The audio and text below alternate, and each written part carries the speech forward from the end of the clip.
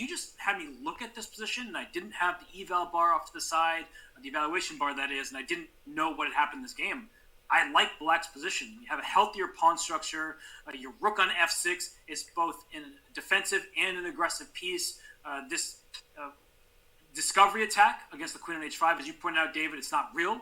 That queen is actually safe and sound, at least for the time being. So as I look at this position, I feel like white has much more to prove than black does. And now that I've said all that, there are some loose pieces in black's position, the knight on c6, the knight on e6 in some variations. And so there are going to be some tactical opportunities with an f5 push at some moment. So it's a lot hanging in the balance. Judith, earlier you liked white. There was a misstep with queen e2 rather than e3. But as we look at this, it feels like anyone's game. There's an interesting tactics of what I see that, of course, first it comes to my mind, what about knight d4?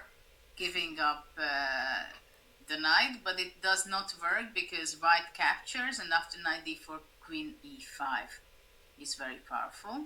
So if black would take the rook on g4, then queen d5 check. Rook g7 also, I'm sorry.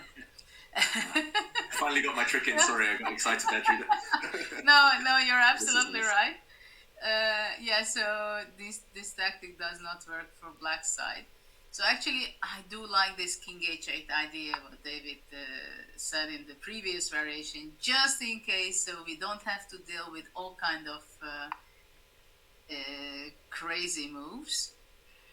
Though my idea at first was with king h8 that after rook g1 maybe black can take on f4, but there is a tactic which stops black because takes and rook g7, right? Beautiful. And queen takes queen, rook takes h7, checkmate. Yeah. So there are a lot of tactics going on everywhere, but still I think king on h8 seems to be a safe place for black. Wow, that